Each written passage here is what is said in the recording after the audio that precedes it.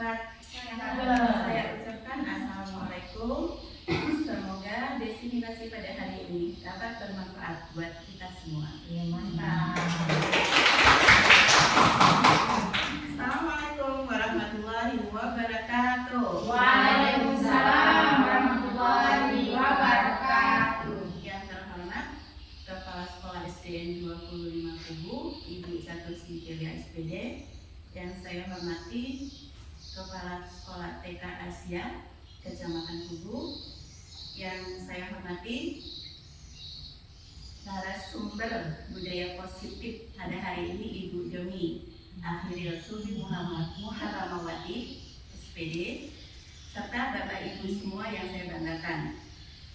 Alhamdulillah, puji syukur kita panjatkan kehadirat Tuhan Yang Maha Kuasa karena hari ini kita diberikan rahmat sehat sehingga bisa berkumpul di kelas ini, tepatnya pada tanggal 24 Agustus 2024 dalam acara Destinasi Budaya Positif yang disampaikan oleh Ibu Joni Akhiril Subi Muharamawati selaku CGP Angkatan 11. Salawat dan salam kita haturkan kepada junjungan kita Nabi besar Muhammad SAW. Semoga kita kelak menjadi umatnya yang mendapatkan syafaatnya di akhirat kelak. Amin ya rabbal alamin. Baik Bapak Ibu, untuk mempersingkat waktu, kita buka acara ini dengan membacakan basmalah. Bismillahirrahmanirrahim.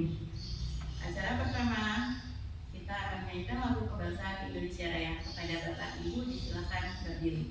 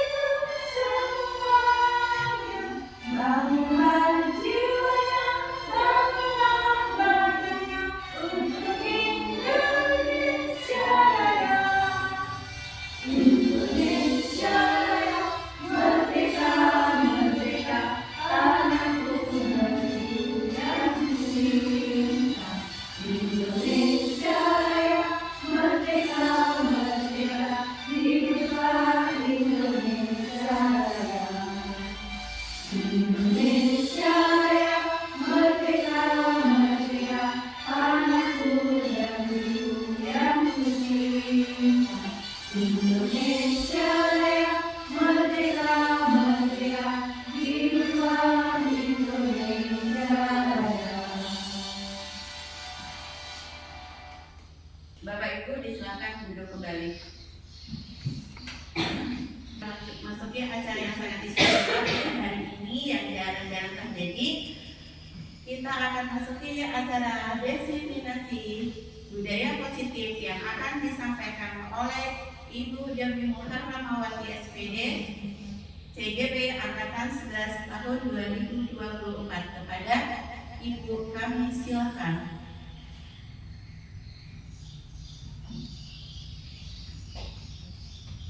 Terima kasih kepada Ibu pembawa acara, Ibu Nadia SPD.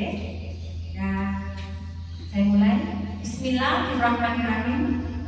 Assalamualaikum warahmatullahi wabarakatuh. Selamat pagi dan salam sejahtera untuk kita semua. Alhamdulillahirabbil alamin. Pada hari yang berbahagia ini kita masih diberi kesempatan sehat dan dalam keadaan bahagia untuk bersama-sama hadir dalam yang terhormat Kepala Sekolah SDN 25 Kecamatan Tugu, Ibu Catur Singgeria SPD. Yang kami hormati Ibu Kepala Sekolah Asia Mustafah Bintang 2, Ibu Sumila SPD, dan yang saya banggakan ibu-ibu guru dari SDN 25 Kecamatan Tugu dan ibu-ibu guru hebat dari TK Asia Mustafah yang hari ini sangat berbangga hati saya menerima ibu-ibu karena dalam keadaan saya lihat bahagia semua. Terima kasih atas kehadirannya ibu-ibu semua. Dan alhamdulillah untuk kegiatan aksi nyata saya di modul 1.4 tentang diseminasi budaya positif yang sudah kami pelajari selama 1 bulan ini di modul 1.4, di mana dalam budaya positif ini saya yakin ibu-ibu guru yang sudah terbiasa di dalam kelas ataupun di dalam lingkungan sekolah sudah pasti pernah melakukannya dan sudah menjadi budaya dalam pelaksanaannya sehari-hari. Sebelum saya melanjutkan tentang diseminasi budaya positif saya, agar lebih membuat suasana bahagia, ibu-ibu merasa tenang, bahagia ketika belajar, saya minta sedikit waktunya ibu untuk kita sama-sama seperti ice breaking. Saya mintakan ibu-ibu untuk berdiri, berkenan untuk berdiri ibu-ibu semua. Speaking saya tidak membuat ibu-ibu banyak bergerak, hanya ingin ibu-ibu merasa bahagia saja pertama untuk dapat mengikuti diseminasi saya. Saya mintakan ibu-ibu bersama-sama saling memandang sama teman di sebelahnya. Ya, saling memandang. Kalau yang bertiga pandang-pandang, tiga-tiga. Saling memandang. Saya mintakan ibu-ibu dalam waktu 30 detik saja untuk saling senyum, memberikan senyuman. Saya yakin rasanya agak sedikit terpaksa, tapi tidak apa. Walaupun di awalnya tidak tersenyum banyak, tapi lama-lama kasih senyumnya semakin banyak. Terima kasih ibu. Nah, silakan untuk ibu-ibu sama-sama berpasangan, saling bertatapan dan memberikan senyuman. Yang ditatap mata ya, bukan bibir. Yang ditatap matanya, jangan bibirnya. Nah, dalam 30 detik kita mulai dari sekarang. Ya, mungkin saja tadi mungkin terpaksa lama-lama bisa ngomong dengan terpaksa. Iya, terima kasih ibu-ibu. Tepuk tangan untuk kebahagiaan kita sama-sama. Nah, mungkin di sini ada pembelajaran sedikit ya Bu. Yang tadinya mungkin kalau kita saling mengenal, enak ya memberikan senyuman. Tapi kalau mungkin yang belum pernah ketemu senyumnya, sedikit lama-lama sering pandang-pandangan dari senyumnya semakin meredah dan secara ikhlas atau timbul dari diri sendiri, senyum tersebut akhirnya muncul tanpa kita sadari. Sama dengan apa yang nanti akan saya sampaikan tentang budaya positif, di mana budaya positif ini kalau sudah biasa kita lakukan, maka hal itu akan menjadi kebiasaan yang baik juga yang akan kita lakukan untuk murid-murid kita atau siswa-siswi kita. Nah, next. Untuk selanjutnya, di konsep inti modul 1.4 budaya positif, di sini akan saya jelaskan tentang apa saja sih inti dari modul 1.4 yang kami pelajari tentang budaya positif ini. Next. Nah, di mana dalam budaya positif kita sebagai guru ini dituntut harus memiliki kemampuan ya, ataupun memiliki kelebihan dalam untuk mewujudkan budaya positif di sekolah, di mana budaya positif ini dapat dijalankan dengan menerapkan konsep-konsep yang seperti saya tampilkan.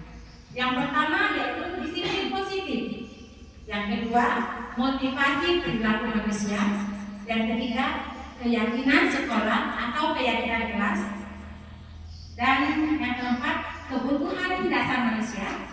Yang kelima, posisi kontrol restitusi. Yang keenam, segitiga restitusi. Next. Yang pertama akan kita bahas dulu tentang disiplin positif. Nah, saya yakin ibu-ibu yang berada di sini mungkin sudah memahami apa itu disiplin positif. Mungkin ada yang dapat membantu saya untuk memberikan masukan menurut pengalaman ibu-ibu, pemahaman ibu-ibu, apa sih itu yang disebut dengan disiplin positif? Apa saja yang termasuk dalam kegiatan disiplin positif? Mungkin ada ibu-ibu yang bisa memberikan masukan ke saya. Gimana? Mungkin ada dari Ibu Retno atau Ibu Arum tentang disiplin positif. Disiplin positif ini yang pastinya sudah terbiasa kita terapkan, mungkin sudah terbiasa kita sampaikan atau kita lakukan ketika kita bersama-sama rekan sekerja dan juga ketika bersama-sama dengan siswa-siswi kita selama dalam proses pembelajaran dari awal sampai akhir kegiatan pembelajaran. Mungkin ada yang bisa membantu saya, Bu? Disiplin positif? Mungkin contohnya, Bu Anu. Contohnya, Bu? Iya. Kalau menurut saya mungkin disiplin positif itu contohnya seperti kita memberi contoh masuk sekolah yang tepat waktu. Ya. Terus biasanya harus juga demi biar pagi-pagi kemudian anak-anak di depan disiplinkan pakaian dan sebelum masuk kelas salam juga. Mungkin itu juga salah satu contoh dari disiplin positif. Betul tidak? Ya, benar sekali. Terima kasih Bu Anu. Benar sekali yang Ibu Anu sampaikan bahwa disiplin positif sepertinya kita sudah biasa ya Bu ya melakukan disiplin positif. Pertama, kita sebagai guru yang pasti datang juga lebih tepat waktu. Siswa juga kita mintakan datang tepat waktu. Lalu siswa kita mintakan berpakaian seragam sesuai dengan hari pelaksanaan belajar. Itu juga termasuk dengan suatu disiplin. Lalu tugas siswa cepat menyelesaikan tugasnya dengan tepat waktu. Itu juga termasuk dalam salah satu disiplin positif. Nah, jadi di mana disiplin positif ini adalah suatu cara penerapan disiplin tentang mengajarkan anak untuk bertanggung jawab dan menumbuhkan kesadaran dirinya. Yang mungkin sebagai guru sekarang ini kita bisa Bu mendisiplinkan anak tentang pakaiannya. Oh betul, hari Senin dia berpakaian putih merah atau didirikan memang sudah ada baju-bajunya. Lalu kita bisa betul anak diminta untuk datang tepat waktu juga datang. Tapi yang kita ingin timbulkan dalam disiplin positif ini tentang menumbuhkan kesadaran dirinya bahwa anak tersebutlah yang dapat mendisiplinkan dirinya. Walaupun kita paksa sebagaimanapun dengan secara hukuman atau apapun, tapi kalau dari kesadaran diri sendirinya atau intrinsiknya dia tidak menyadari bahwa ini adalah hal yang memang dia butuhkan, maka disiplin positif ini mungkin tidak berjalan baik. Tapi kalau dari awal kita sudah memberikan pemahaman bahwa disiplin yang kamu lakukan nanti akan berimbas baik untuk dirimu sendiri. Nah, contohnya ketika menyelesaikan sebuah tugas, nah tugas itu selesai dengan baik, kamu juga akan mendapatkan hal yang terbaik seperti nilai yang terbaik, juga kepribadian karakter anak tersebut juga timbul dengan baik. Oke, next. Disiplin positif di sini lebih ke arah disiplin diri yang dapat mengontrol dirinya dalam melakukan segala tindakan apapun yang dilakukan oleh anak tersebut. Disiplin diri dapat membuat murid memahami dan menyadari berdasarkan motivasi internalnya ke dalam diri sendirinya, bukan akibat paksaan, pujian, ataupun hukuman. Karena terkadang anak itu melakukan suatu hal jika merasa takut, itu juga tidak baik untuk karakter anak tersebut selanjutnya. Atau dia melakukan sesuatu yang baik tapi dengan melakukan pujian, juga tidak membuat anak tersebut memiliki karakter yang baik karena hanya mengharapkan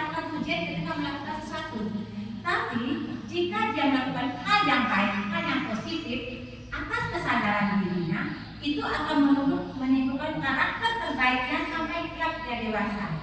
Contoh, ketika bertemu guru dia mau beri salam, bukan guru lewat juga. Nah, kita mungkin ibu yang dari TK dan kami guru sekolah dasar ini memulai dari karakter terendah ini ya Bu. Sopan santunnya anak ini yang malah kita timbulkan. Jangan sampai ketika dia semakin remaja malah lebih kacau. Nah, dari kecil memang sudah kita sadarkan tentang ayolah ketemu dengan orang yang lebih besar. Ketika bertemu dengan orang yang lebih tua, apa yang harus dilakukan? Menyapa dengan baik atau mencium tangan dengan memberi salam. Itu merupakan salah satu pendidikan disiplin yang tanpa kita sadari setiap hari kita lakukan. Anak-anak mencium tangan guru, datang bersalaman, itu merupakan disiplin positif yang akan menimbulkan hal baik untuk masa depan anak tersebut. Next. Nah, dalam disiplin positif yang kita lakukan pembiasaan kepada siswa kita, sebenarnya ini sudah tercover di dalam profil pelajar Pancasila, di mana dalam profil Pancasila ini sudah mengcover semua tentang disiplin budaya positif yang biasa kita lakukan terhadap putra-putri kita ketika kita dalam pembelajaran. Di mana dalam profil Pancasila terdapat beriman, bertakwa kepada Tuhan Yang Maha Esa, dan berakhlak mulia. Dan pastinya kita mengajarkan anak disiplin melaksanakan ibadahnya, tepat waktu ketika melaksanakan ibadahnya. Nah, disiplin untuk menghafal doa-doa ketika pelaksanaan ibadahnya. Itu sudah terdapat dalam profil pelajar Pancasila. Lalu ada juga mandiri. Ini sudah pasti mandiri, anak mampu melakukan kegiatannya sendiri seperti membuka sepatu ketika masuk kelas. Kalau tidak diajarkan disiplin dari awal, anak-anak juga tidak akan melakukan hal yang terbaik. Lalu ada bergotong royong. Di sini ditimbulkan kesadaran sendiri untuk berdisiplin, mampu bergotong royong melakukan kegiatan pembersihan di sekolah, di kelas. Sudah terdapat semua dalam profil pelajar Pancasila. Lalu berkebinekaan global. Nah, ini yang nanti anak-anak ketika melakukan pembiasaan disiplin, anak-anak juga dapat berkembang untuk mengetahui lingkungannya. Selain lingkungan yang mungkin terdekat beliau, nanti ketika lebih dewasa, anak-anak juga terbiasa dengan lingkungan di luar negeri mungkin atau di lingkungan yang lebih besar. Lalu bernalar kritis dan juga kreatif.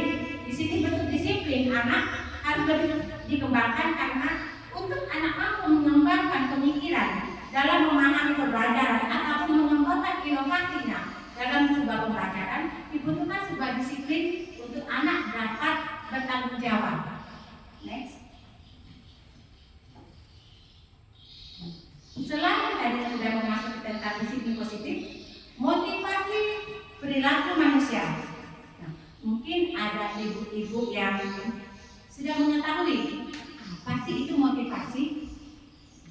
Motivasi itu kan yang pasti atas diri kita sendiri. Tapi bisa juga motivasi diberikan oleh orang di luar kita, teman sejawat, keluarga, atau mungkin orang-orang yang memang menjadi terkenal pembesar karena apa yang dilakukannya menjadi terbaik dan itu menjadi motivasi kita. Untuk motivasi ini tentang perilaku manusia, ada pun yang kita lakukan untuk menghindari ketidaknyamanan atau hukuman. Nah, jadi ketika kita melakukan sesuatu, terkadang manusia itu masih melakukannya karena mungkin untuk menghindari ketidaknyamanan atau hukuman. Sama dengan siswa-siswi kita. Dia melakukan disiplin itu tadi karena mungkin takut untuk dapatkan hukuman. Nah, sedangkan ini yang harus kita hindari sebagai seorang guru. Nah, yang juga untuk mendapatkan imbalan atau penghargaan dari orang lain. Nah, ini juga terkadang masih ada ya, kalau kita di SD, anak-anak itu sepertinya rajin belajar, cepat menyelesaikan tugas dan ingin mendapatkan nilai terbaik hanya untuk sekedar mendapatkan imbalan atau penghargaan dari orang lain. Nah, ini yang harus kita timbulkan kesadaran anak bahwa disiplin atau apapun yang kamu lakukan selain mendapatkan penghargaan itu juga nanti menjadi jalan baik kamu ketika nanti disiplin dan bertanggung jawab agar kamu mampu menghadapi tantangan hidup semakin ke depannya. Dan ketiga, untuk menjadi orang yang merasa yang mereka inginkan dan menghargai diri sendiri dengan nilai-nilai yang mereka percaya. Nah, tanpa kita sadari siswa-siswi kita juga ketika memotivasi perilaku dirinya yang kita lakukan kepada siswa, mungkin anak-anak juga merasakan dia merasa dihargai, sehingga dengan nilai-nilai yang mereka percaya kalau mereka bisa melakukan hal yang terbaik, itu akan berbaik juga untuk dirinya sendiri. Next. Nah, untuk menimbulkan disiplin budaya positif kepada siswa-siswi kita, kepada anak-anak kita, agar dalam proses pembelajaran itu berjalan dengan senang, menyenangkan, aman. Nah, terlebih dahulu mungkin selaku guru, kita kan di dalam komunitas sekolah, kita sendiri selaku guru memiliki namanya keyakinan sekolah, di mana keyakinan sekolah ini dibuat antara warga sekolah dan guru-guru. Nah, tapi dalam proses pembelajaran di dalam kelas, kita juga diminta untuk membuat keyakinan kelas. Nah, adapun keyakinan kelas ini, di mana guru diminta berperan dalam mewujudkan terbentuknya keyakinan sekolah atau kelas dengan adanya kesepakatan antara guru dan murid. Nah, adapun keyakinan kelas ini dibuat ketika ada suatu pelanggaran yang dilakukan murid kita. Mungkin pelanggarannya tidak berbentuk kekerasan. Dari situ kita bisa menjelaskan ataupun mengambil penjelasan yang baik kepada siswa agar tindakan yang siswa lakukan apakah sudah sesuai dengan keyakinan kelas yang dibuat oleh siswa dan guru. Yang pastinya untuk sebuah keyakinan kelas, ya, itu kita sebagai guru tidak menentukannya sendiri, tapi harus berkolaborasi dengan siswa atau kita saling bersama-sama berpendapat dalam membentuk sebuah keyakinan kelas. Contohnya mungkin kalau saya di kelas 1 SD, sebuah keyakinan kelas ini tidak sama dengan guru atau siswa yang di kelas tinggi, di kelas 4, 5, dan 6. Ketika kelas tinggi diminta untuk membuat keyakinan kelas, apa saja kegiatan dalam pembelajaran di kelasnya yang membuat mereka nyaman. Kita tidak boleh ribut di dalam kelas. Nah, untuk kelas tinggi udah, mereka tinggal mungkin contohnya kita beri kertas seperti ini, siswa sendiri yang tuliskan. Tidak boleh ribut di dalam kelas. Kalau bertanya harus meminta izin. Mau ke toilet harus meminta izin. Untuk kelas yang tinggi. Tapi untuk kita yang kelas rendah, kami di kelas rendah, itu pendekatannya dengan cara kita bertanya jawab dengan siswa. Anak-anak agar pembelajaran, contohnya ya, anak-anak agar pembelajaran dalam kelas, apakah kita boleh ribut teriak-teriak? Tidak, guru. Apakah anak-anak kalau kita di dalam kelas boleh makan? Kita baca, tidak, guru. Nah, kita yang mancing, menimbulkan pemantiknya dulu kepada siswa kita. Nah, sehingga dari situ kita ambil kesimpulan bahwa ini menjadi keyakinan kelas kita. Nah, di mana untuk sebuah keyakinan kelas, untuk membuat sebuah keyakinan kelas itu membutuhkan sebuah pernyataan yang bersifat positif, tidak negatif untuk siswa.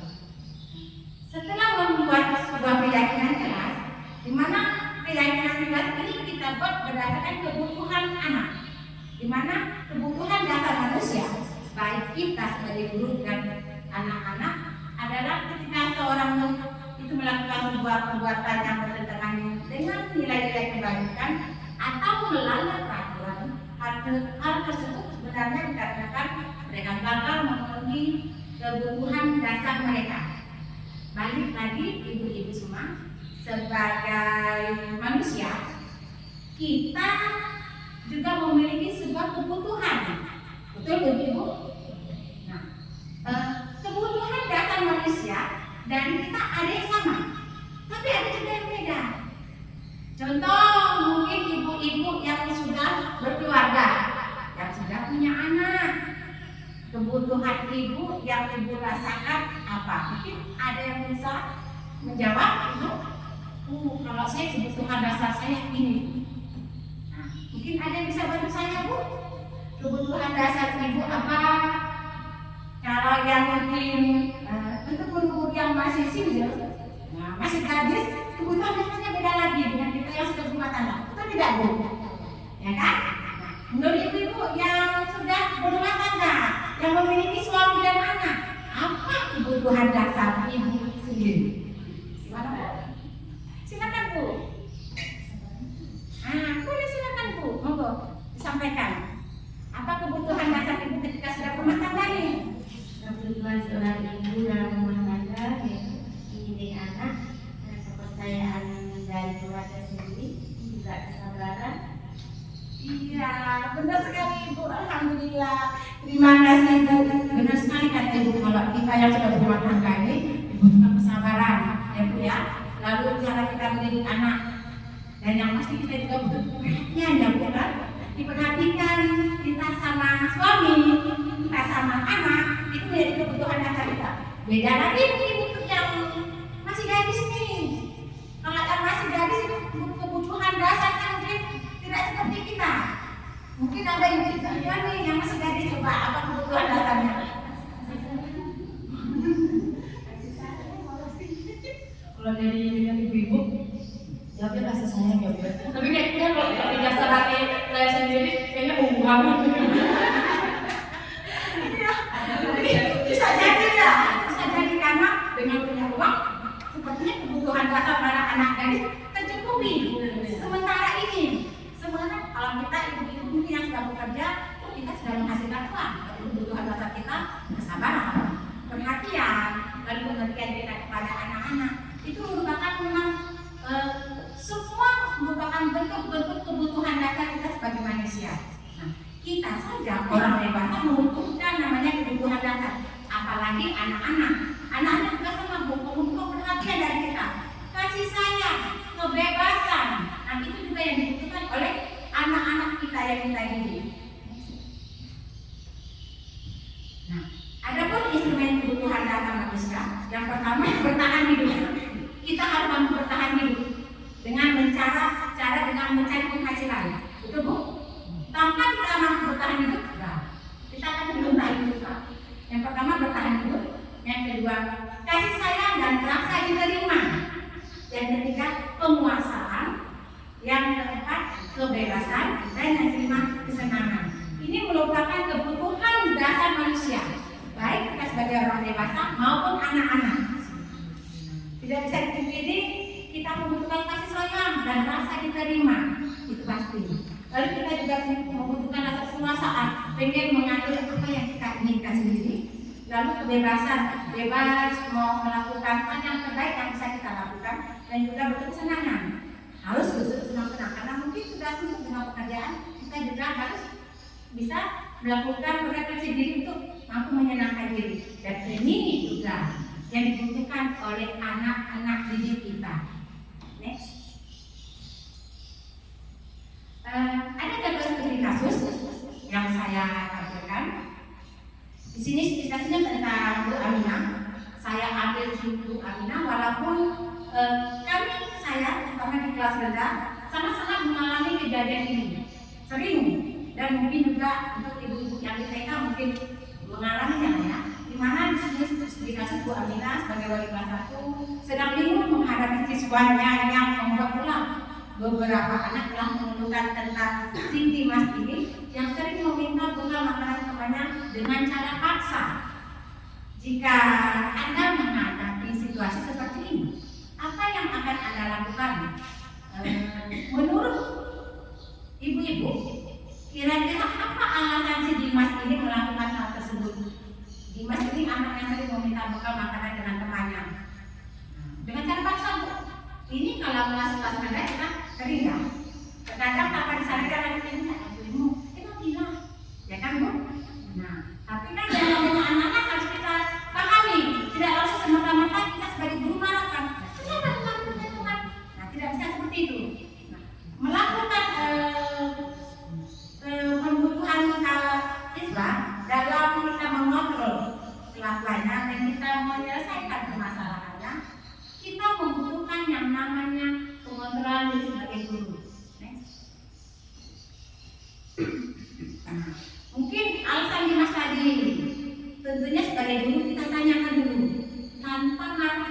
Biasanya kalau melihat anak melakukan sebuah kenakalan, kita sebagai guru emosi nih. Nah, tapi di sini dalam pendidikan yang sedang kami jalani, ternyata pada guru sekarang ini merubah pemikiran kita.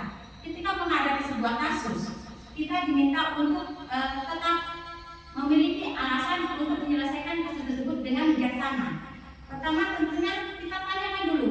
Alasannya mungkin Dimas tadi merebut makanan temannya, bisa jadi karena Dimas lapar dan orang tuanya tidak membawakan bekal makanan untuk Dimas. Karena makan itu juga merupakan kebutuhan dasar yang sedang berusaha dipenuhi oleh Dimas tentang kebutuhan untuk dapat bertahan hidup. Kalau ada apa, dia mencoba bertahan hidup dengan mencoba mengambil ataupun merampas makanan temannya. Nah, di sini juga merupakan teori tentang itu tadi, kebutuhan dasar manusia. Dan alasan selanjutnya mungkin karena dia merasa senang temannya memperhatikan dia.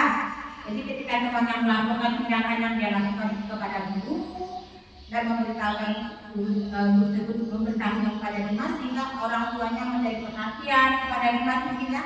Karena kita tadi mencoba menyelesaikan masalah Dimas, kita mungkin memberitahukan orang tuanya, sehingga orang tuanya pun mungkin jadi perhatian kepada Dimas. Ini yang sedang Dimas lakukan mungkin. Dengan dia melakukan sesuatu, dia berharap ada bentuk perhatian dari gurunya, dari orang tuanya. Maka kebutuhan dasar yang sedang dipenuhi oleh Dimas adalah bentuk kasih sayang dan dapat diterima. Nah, jadi kenapa mungkin yang dilakukan si anak ini, karena dia membutuhkan hal-hal ini tanpa kita sadari sebagai orang dewasa. Karena anak-anak terkadang tidak dapat mengungkapkan, tapi melakukan dengan tindakannya.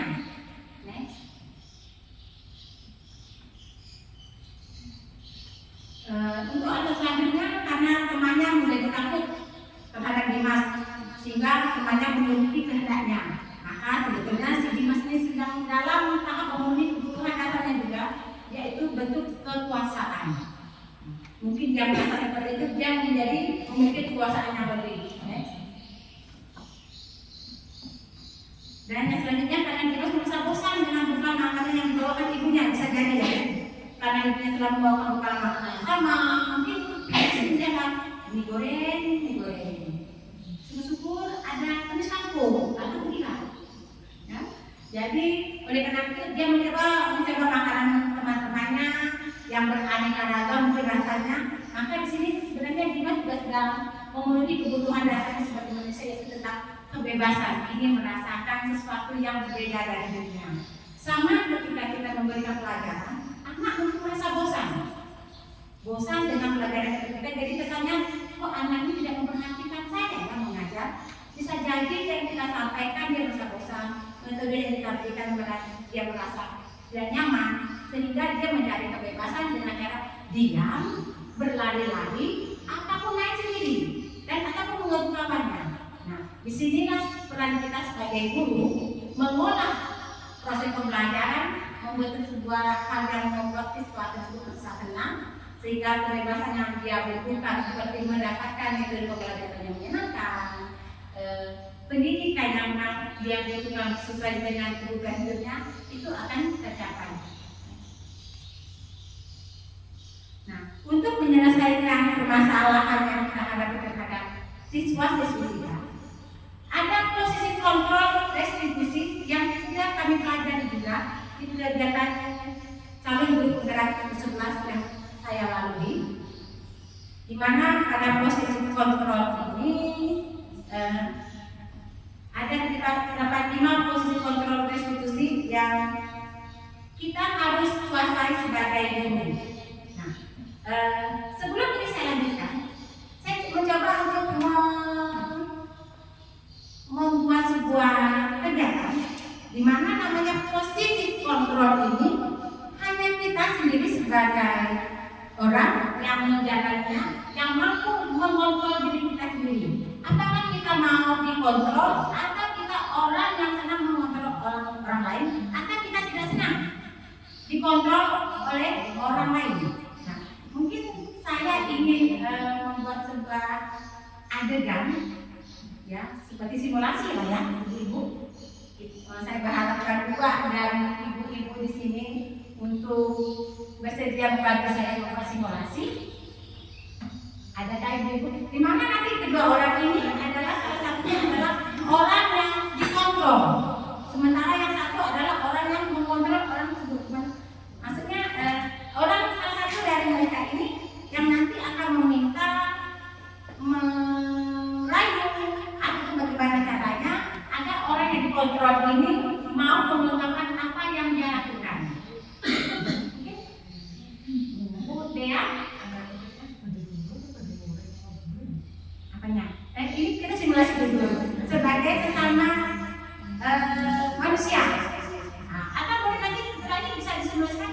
Ini ternyata sama murid begini, sesama rekan sejauh begini. Bu Dea sama Bu Arum coba bantu saya. Ini yang bagian yang dikontrol saya, Bu Arum. Bu Dea bagian yang mengontrol orang tersebut. Di mana yang dikontrol itu Ibu Arum, dia akan menggenggam sebuah harapan impian yang hanya dia yang tahu. Kita tak tahu apa sih yang digenggamnya, apa sih yang dia miliki. Dia berusaha, apakah dia berusaha mempertahankan atau mengikhlaskan untuk dibagi. Itu tergantung Bu Arumnya sendiri. Sementara Bu Dea sebagai pengontrol, tugasnya dia merayu,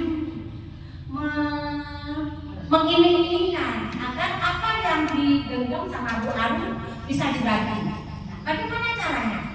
Coba silakan ibu berdua.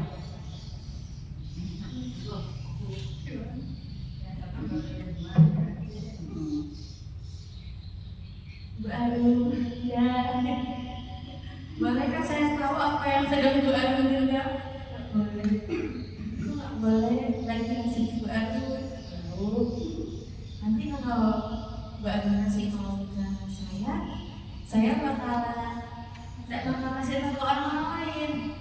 Siapa tahu saya bisa bantu Bu Arum untuk menyelesaikan itu. Oh, Bu Dea, tidak mau masih makan sendiri aja.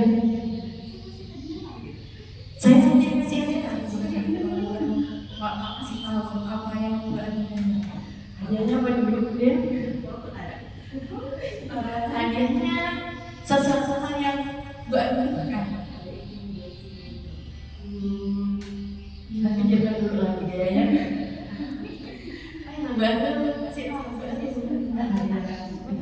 Wah, ternyata Bu Arum tetap bertahan ya. Terima kasih.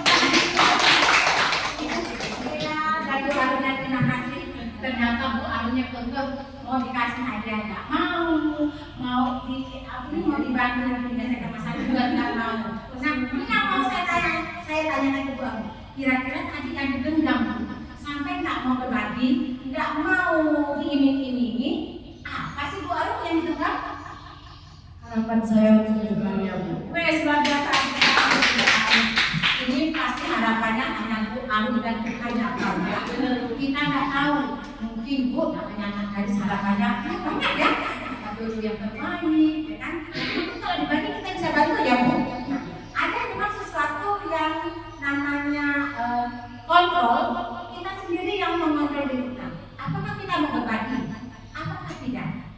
Apakah kita mau terbuka atau tidak?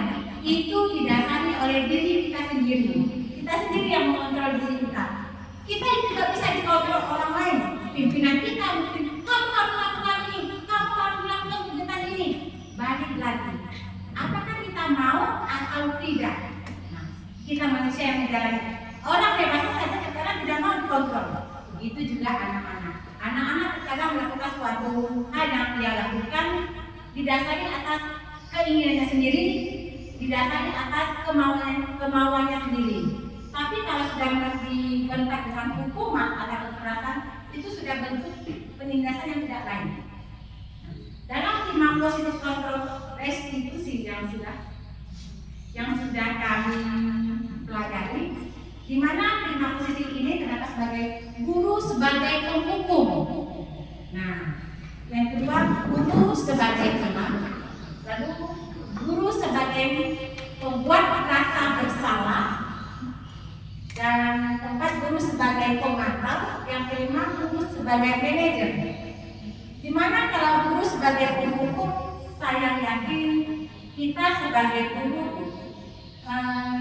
sudah dilatih atau sudah dididik untuk tidak melakukan penghukuman terhadap siswa dan siswi kita. Next.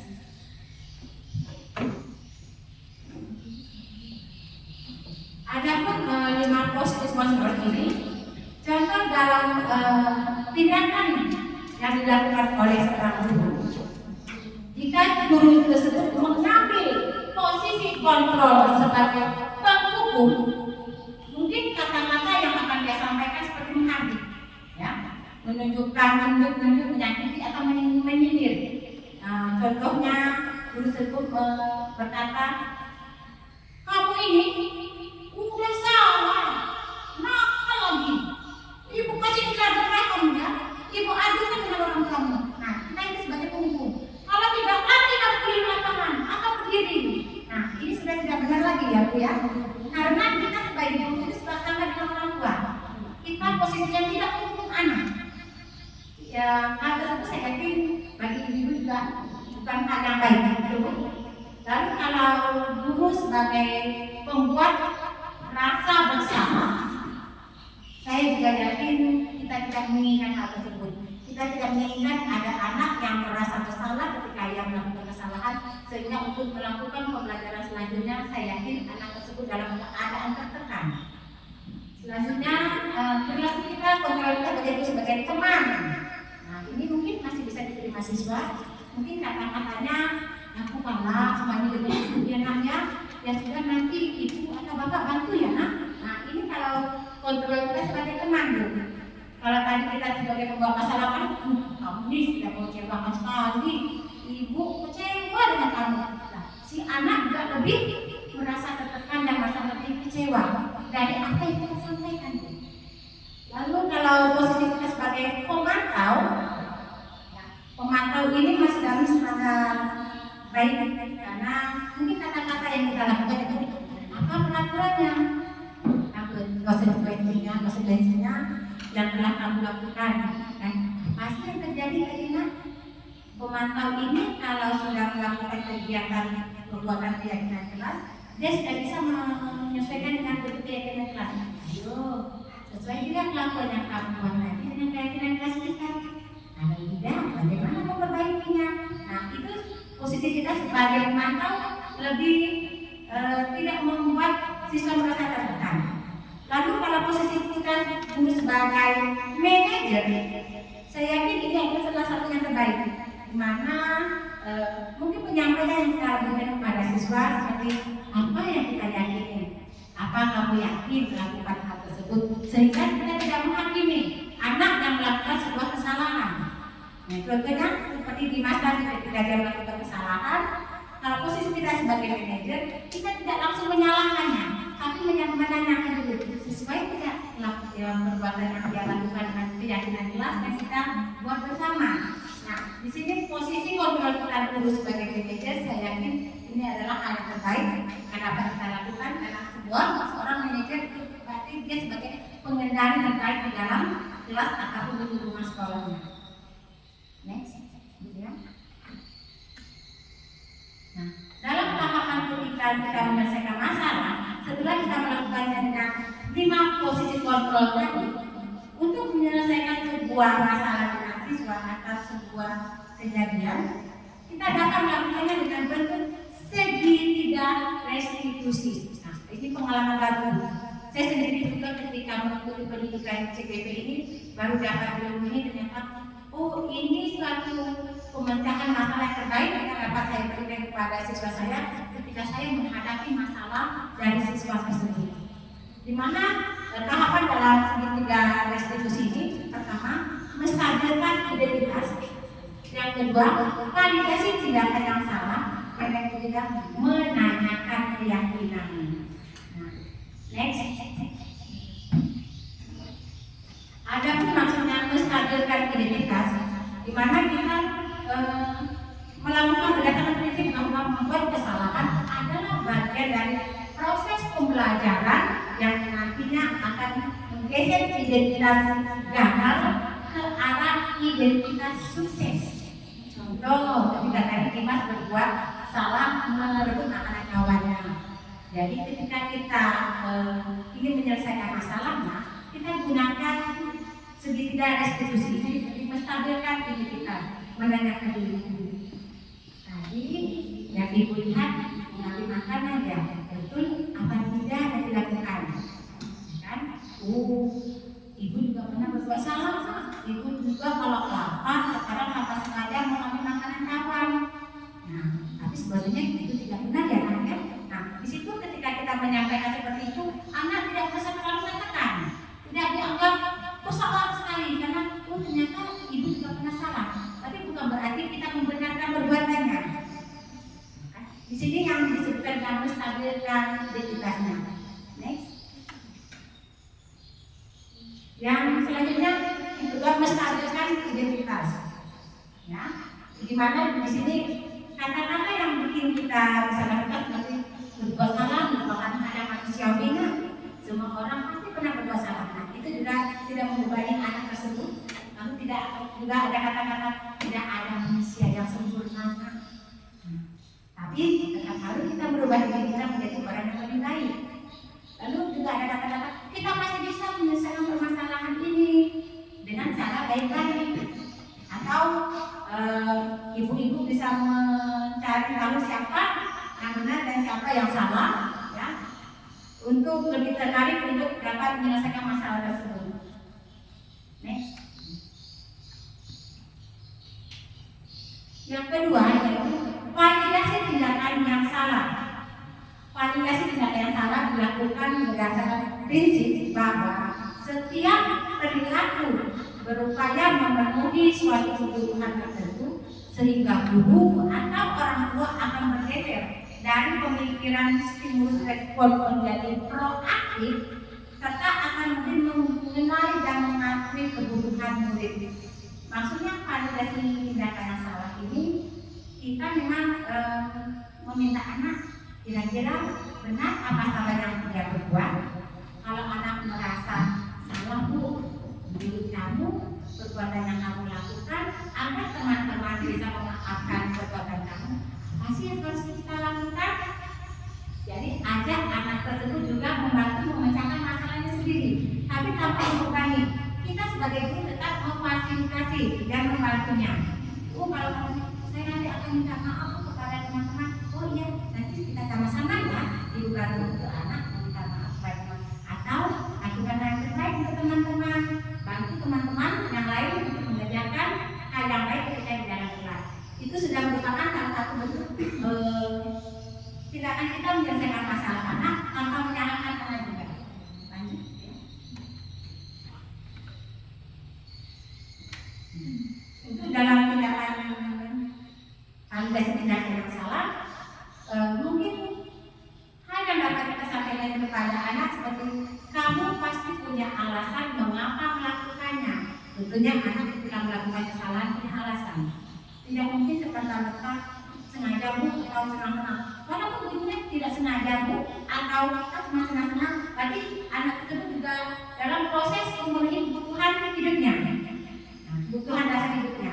Jadi kalau ada lagi apa yang penting bagi kamu? Nah, mungkin yang penting baginya, saya memang ingin dihargai bu. Nah, berarti anak tersebut juga dalam proses sedang memenuhi kebutuhan dasar hidupnya. Lalu kamu boleh tetap berusaha menjadi sikap seperti itu, tapi tambahkan sikap yang lain, yang lebih baru dan yang lebih baik lagi.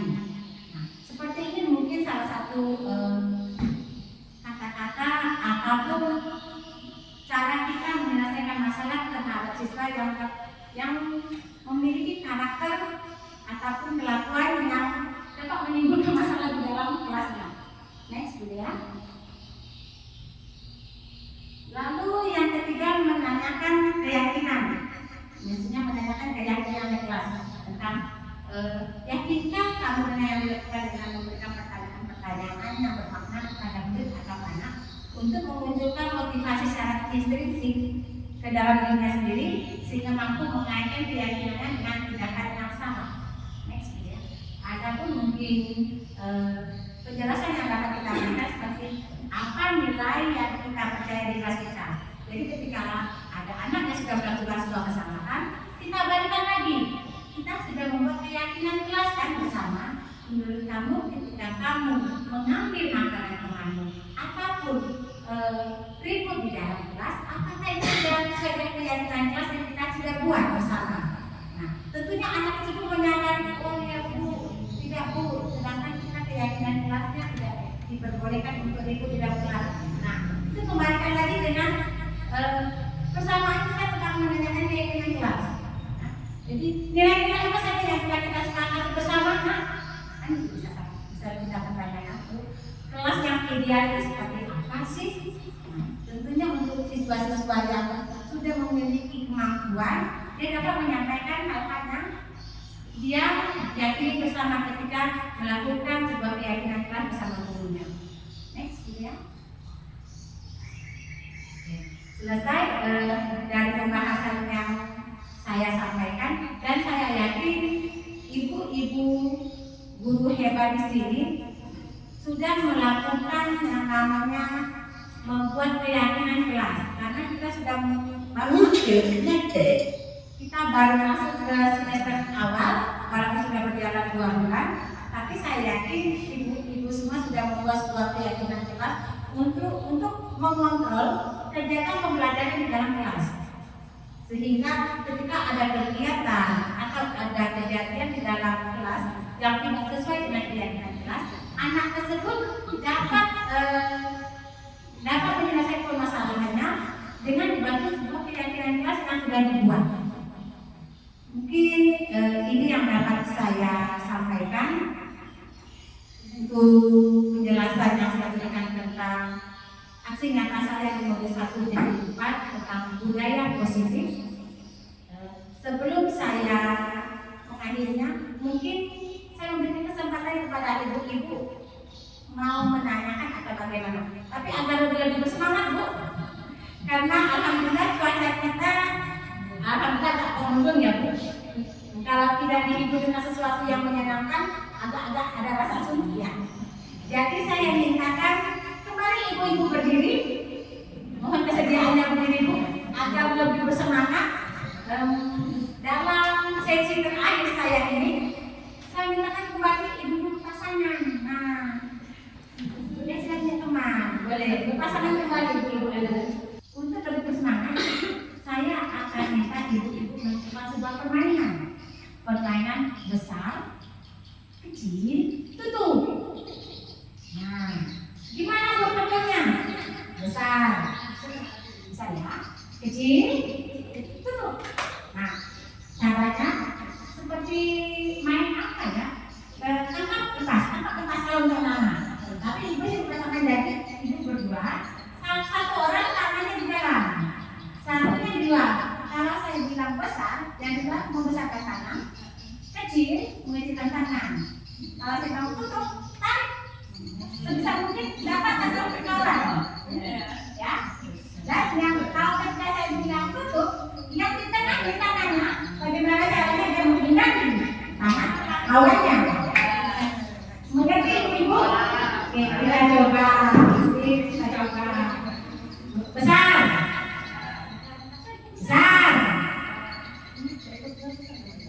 Ibu yang ini tangannya di tengah, salah satu gantian. Nah, yang satu yang tengah dia merapat tangannya, oke? Besar, kecil, besar.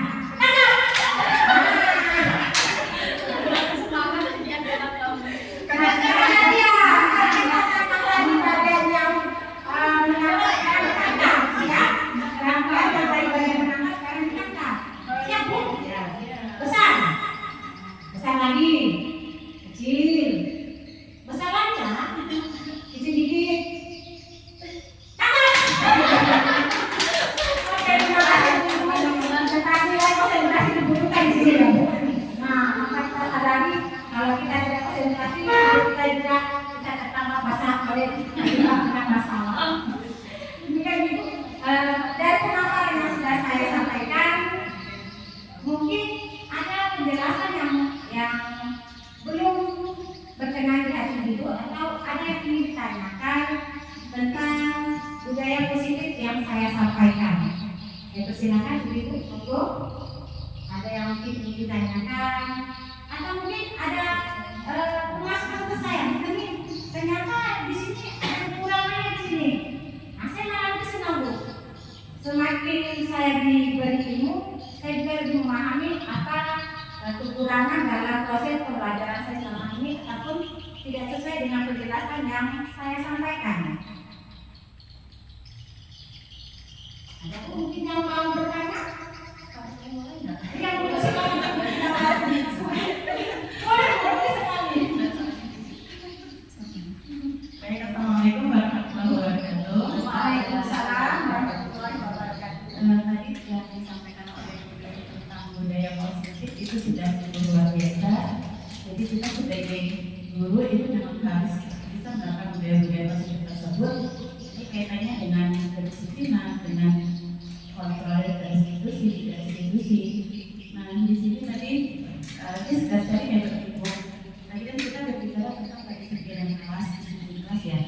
Kalau sebelum kita membuat kedisiplinan kelas itu kan berawal dari kesepakatan kelas.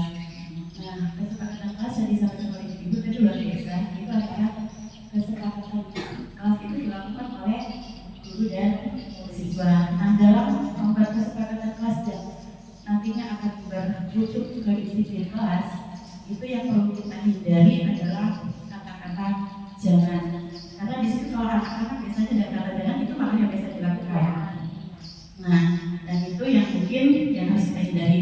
Nah contoh seperti yang saya lakukan nanti mohon dimaklum dari Bu Dini ya untuk dilihat.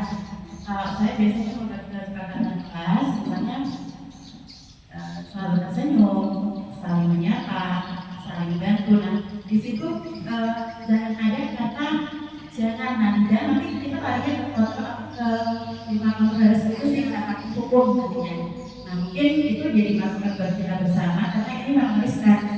Karena kita tiap hari menghadapi anak-anak yang harus benar-benar yang kita hindari. Mungkin itu yang bisa saya berbagi. Ada salahnya sama maaf. Assalamualaikum warahmatullahi wabarakatuh. Waalaikumsalam. Terima kasih atas pernyataan dari Bu Ngajeng tentang membuat sebuah kesepakatan. Namanya kesepakatan ibu biasanya dilakukan bersama. Kalau kesepakatan hanya dilakukan oleh satu orang saja atau saya sendiri, belum tentu semuanya sepakat. Betul, belum tentu semuanya yakin. Tapi ketika kita lakukan bersama, setidaknya itu menjadi kontrol kita bahwa kita sudah sepakat. Dan kesepakatan ini sepertinya untuk sekarang ini lebih diperkuat dengan keyakinan. Kita yakini ini hal yang baik yang harus kita lakukan. Dan benar dari kata Bu Nadia, diusahakan untuk ketika membuat keyakinan kelas ini tidak ada kata-kata negatif. Kita harus menggunakan kata-kata positif. Dan ini biasanya butuh bahasa yang bukan ya. Butuh bahasa. Kalau kita butuh melakukan ini kan memang diusahakan menggunakan kata yang bijak. Seperti namanya kata-kata yang bijak itu kan anak tidak merasa tertekan dan anak juga tidak menjadi beban untuk melakukannya. Kata tidak itu memang seperti terbiasa kita ucapkan. Tidak boleh lari. Tidak boleh makan kelas. Nah, itu seperti terbiasa. Tapi ketika kita membuat sebuah keyakinan kelas, kata-kata negatif ini tidak kita gunakan. Tapi kita menggunakan kata-kata yang positif. Seperti kalau membuat keyakinan kelas, saling menghormati. Jadi tidak boleh bertengkar. Nah, itu kata negatif itu tidak berubah menjadi kalimat positif. Saling menghormati. Kalau saling menghormati itu berarti anak-anak tidak lagi melakukan membuat teman, tidak lagi menyakiti teman. Lalu ada juga seperti tidak boleh membuang sampah sembarangan ya Mas. Itu menggunakan kalimat negatif. Siswa merasa tidak boleh nih. Seperti kita lalu tidak boleh membuka website atau link yang ini ya. Ibu itu masih bertanya, ada apa ya di sini ya? Masalah nih, karena tidak diperbolehkan. Coba ya sini buka. Nah, sama seperti itu dengan anak. Ketika kita bilang tidak boleh ya, kalau dia menyakiti kawan, terus kita pulang, gitu kan. Tapi kalau kita menggunakan kalimat yang positif, tapi dengan kata tidak, itu tadi kita hilangkan saling membantu, otomatis dua anak melakukan hal yang terbaik juga. Oh, saling membantu. Kalau kita bilang tidak boleh buang sampah sembarangan, dua anak banyak benar kalimatnya. Kita kerja dengan menjaga kebersihan lingkungan. Itu lebih positif sehingga anak-anak juga merasa melakukan kebersihan lingkungan hal yang baik nih. Tidak dilarang melakukannya, malah diharuskan. Nah, itu yang diharapkan timbul kesadaran dari siswa itu sendiri. Yang kita gunakan ketika membuat sebuah keyakinan jelas, gunakanlah kata-kata yang mengandung nilai-nilai positif, bukan nilai negatif. Itu mungkin Bu ya, terima kasih atas sarannya Bu, dan yang pastinya ini menjadi pembelajaran yang baik untuk saya dan rekan-rekan juga. Semoga dari apa yang kita hari ini lakukan bersama menjadi nilai kebaikan yang mungkin menuntun kita menjadi guru yang lebih baik lagi, yang lebih kesiswanya, ya, lebih memperhatikan kesiswanya. Ada lagi Bu yang ingin bertanya atau gimana? Atau kalau tidak ada, saya tutup sesi saya tentang edukasi budaya positif, dan saya mengucapkan banyak terima kasih atas kebersamaan yang sudah kita lalui selama beberapa menit ini. Semoga ini menjadi amal kebaikan untuk kita. Dan saya sendiri mohon maaf jika dalam penyampaian yang saya berikan mungkin masih ada kekurangannya. Dan yang pasti saya juga dapat belajar Bu. Saya dapat belajar, saya tidak memenuhi ibu-ibu semua karena saya yakin ibu-ibu semua yang sudah ada di sini adalah orang-orang hebat yang sudah berpengalaman lebih menghadapi yang namanya sesama manusia, apalagi siswa. Saya sedang belajar Bu, bagaimana cara mengontrol diri saya sebagai guru menghadapi siswa. Dan dalam pembelajaran yang kami lakukan di guru penggerak ini menambahkan pemahaman bagaimana baiknya saya sebagai guru, memposisikan diri saya sebagai guru, menambahkan nilai dan peran saya sebagai guru sehingga saya juga dapat berperan baik memberikan pendidikan kepada siswa saya sebagaimana filosofi Ki Hajar Dewantara yang menuntun siswa memenuhi kehidupannya sesuai zaman dan kodratnya. Ibu-ibu yang saya hormati, demikianlah yang dapat saya sampaikan, dan kurang maafnya saya mohon maaf atas kekurangan saya, dan saya akhiri. Wassalamualaikum warahmatullahi wabarakatuh.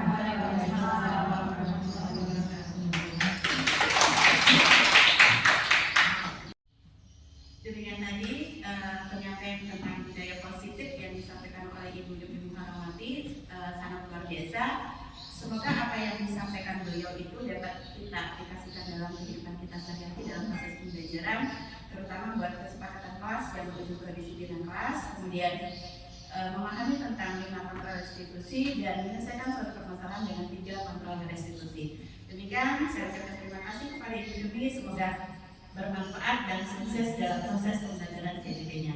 Assalamualaikum warahmatullahi wabarakatuh. Waalaikumsalam.